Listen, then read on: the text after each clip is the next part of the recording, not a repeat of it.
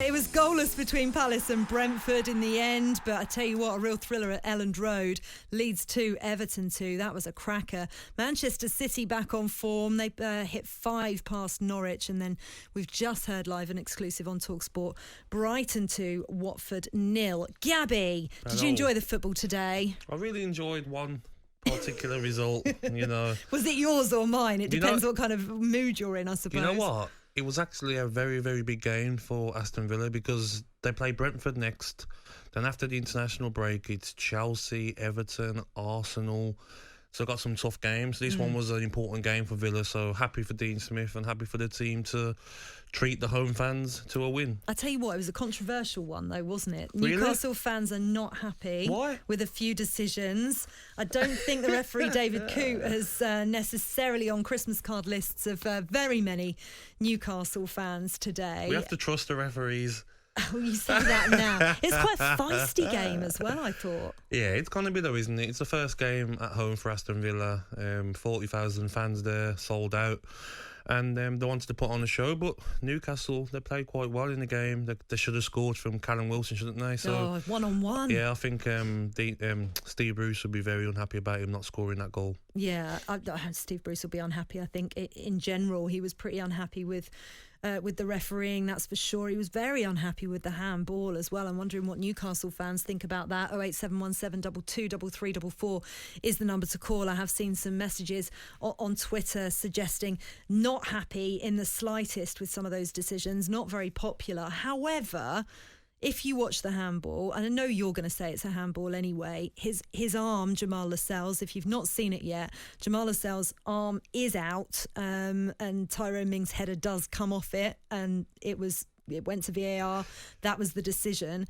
But there is Steve Bruce in particular. He said nobody in the stadium would think that's a handball. Well, I've watched it, and his arm was out. Yeah, I think his arm is out, and Steve Bruce is going to be frustrated, because it was a very tight game until obviously that incident to get the second goal for Aston Villa. But I'm sure Newcastle hopefully will get their rewards in different games when they have handballs that might not be, and they get the penalty. But it's hard to keep up with the rules, Faye, to be honest. I think that they've changed it this season from last season. They had to change it. Yeah, they've changed it. It was getting ridiculous. But if you look at Lascelles' arm, it's not in a natural position, is it?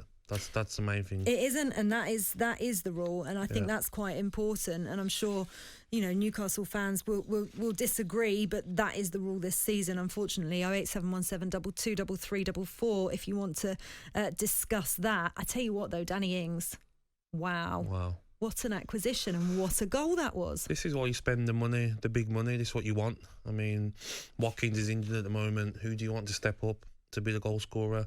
A Premier League goal scorer like Danny Ings, it guarantees you goals, and what a great goal. And it was a very, very poor first half.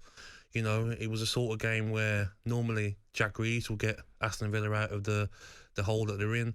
Danny Ings has stepped up, and a great finish, and probably goal of the season already. Yeah, he just decided he was going to, put one in for Manchester City today. Instead. Was there a game? Yeah, there was. Manchester City won 5-0 and Jack Grealish was on the score sheet. I'm buzzing for him though. It's so much pressure on him with the price tag, and to get a goal in a 5-0 win in your home debut, I think he'll be buzzing. Yeah, absolutely. The live commentary game we had on talkSPORT just before we came on air, Brighton against Watford. Brighton looked really impressive, actually. 2 wins from 2. It puts them second in the table, which I know doesn't mean anything right at this moment in time. However, first time that Brighton have won their opening 2 matches in the Premier League. It was a fantastic attacking performance.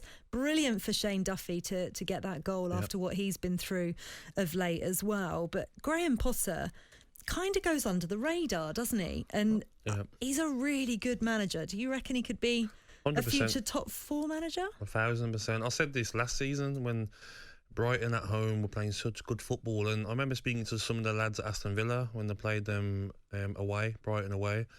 They sort of like just force you in, just keep the ball very well. They press high, and the way they pass the ball and the different formations that they can play, they can switch in between positions and number 10 they play. It's such a tough place to go.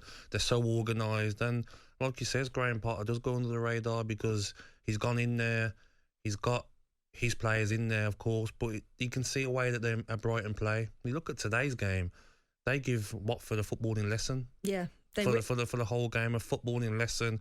It was the most one-sided 2-0 you'll see. And I think a lot of teams are going to be scared to go to Brighton. Watford had their chances in the second half, in fairness to them, but they certainly didn't look as sharp as they had done against you last week, where they really turned it on. And that is credit to Brighton and how they were managed to be kept so quiet. And as you say, that flexibility that Graham Potter has is going to be really key going into the season, because Alex Crook, our commentator for the match, made a really good point earlier on. You just don't know what side Graham Potter's going to put out. That's perfect. And you don't know where players are going to pop up. You've seen today, Lallana gets it, Trossard gets it, McAllister gets it, Mopai comes off. They all change positions.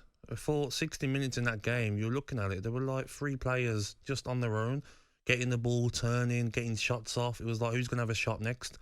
You know, and that's what they do to you, Brighton. It's hard for other teams to know which player to pick up, and they're so flexible in their way of playing. They remind me a bit of how Manchester City play, you know, so flexible, so organised with how they have a setup of playing. I can imagine Graham Potter goes through shape every day during training. This is how you have to play. This is where I want you when we get the ball. And you can tell they're getting results, and they're sort of strangling teams in games. Can you see later on in the season, when we start to get to managerial cliched merry-go-round mode, that other clubs are going to have their eye on Graham Potter? 100%. He won't be at Brighton. Probably in the next 2-3 years, he won't be there. He will 100% get a move to a bigger club, top 4, top 6 club, because when you see the amount of money he spent and you see the style of football they're playing, other managers would have went into Brighton and be like, okay, let's just stay up, let's just get it, you know, get a big striker up there, get balls in the box. They don't do that. They've got a style of play, and he's brought that with them players. You know, I could see him going to a Spurs, Arsenal, with better, well, can't even say better players, can I, to be honest, with Arsenal. But if he's got a bigger budget to bring in better players than he's got at Brighton, and to bring his way of playing in, he'd definitely do a good job at a top 6 club. He was linked with Spurs, but I think that was more kind of media speculation, you know, because everybody was linked with Spurs. But do you think they maybe missed a trick with that? 100%. But I would understand that Brighton would have said no, and I'm sure Graham Potter probably thought, I'll probably do another couple of years here. He's doing a project. Yeah, it's a project, isn't it? He's got unfinished business there. Let's have a couple more years here, try and see what the best I can do with this Brighton side. And I'm sure he's a young manager, isn't he? He's not been managing for long. He's got a big future in the game, and he'll definitely get that big move.